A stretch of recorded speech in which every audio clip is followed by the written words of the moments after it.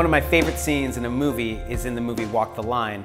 It's a story about Johnny Cash and kind of his career. So at the very beginning of his career, he has an interview with Sam Phillips, who owns Sun Records.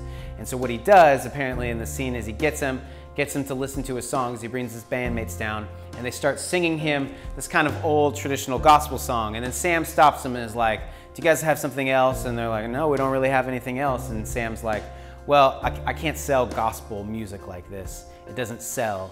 And so then Johnny goes, "Well, is it the gospel or is it the way that I sing it?" And Sam Phillips goes, "Both." And Johnny's like, "What's wrong with the way that I sing it?" And he says, "I don't believe you."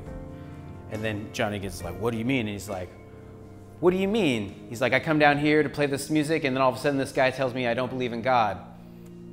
And Sam Phillips is like, "You know exactly what I mean. You come down here and you sang this song. We've heard this song 1,000 times, just like it, just like you sang it." And Johnny's like, "Well, then you didn't let us bring it home." And then bring it home. And then Sam goes into this speech and he goes, let's take this, bring it home. You are lying out in that street and you got hit by a truck and you're lying in the gutter and you have a chance to sing one song that's gonna sum you up, one song that's gonna tell the world and God what you thought about living on this planet. And you're telling me that's the song you're gonna sing? That same old song that we've heard over and over and over again? Or are you gonna sing something else? Are you gonna sing something different? Because that, Mr. Cash, is the song that people wanna hear. That, Mr. Cash, is the song that truly saves people.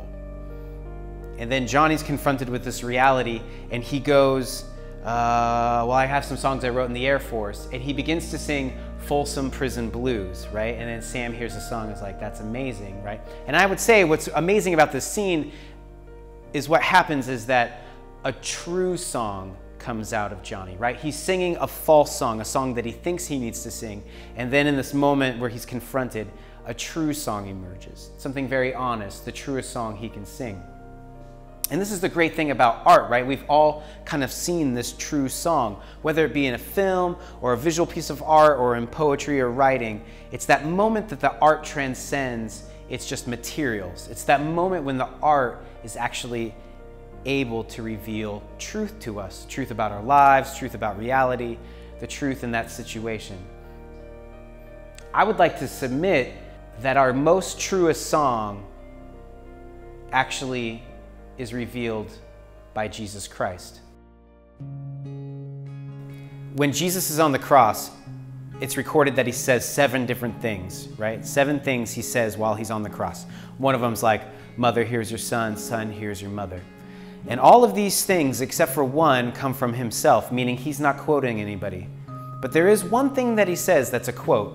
And it's in that moment that we theologically believe that Jesus, God as man, is experiencing the full weight of sin, the full weight of sin on humanity.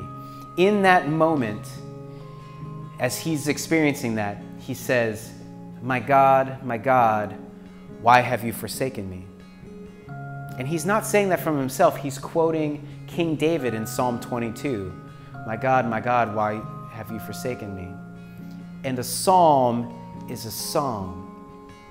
So Jesus, who's Emmanuel, God with us, in that moment where he's going, "I am with you. I'm with you so much that I actually know what it feels like to be a human being." And in the greatest moment of suffering, and when it feels like to be under the curse, he doesn't speak from himself. He sings our song. He says, what your song is, what it feels like to be a human being, is that it feels like I've forsaken you. And in that moment, he's going, "I am with you. In your most forsaken moment, I'm here answering your cry."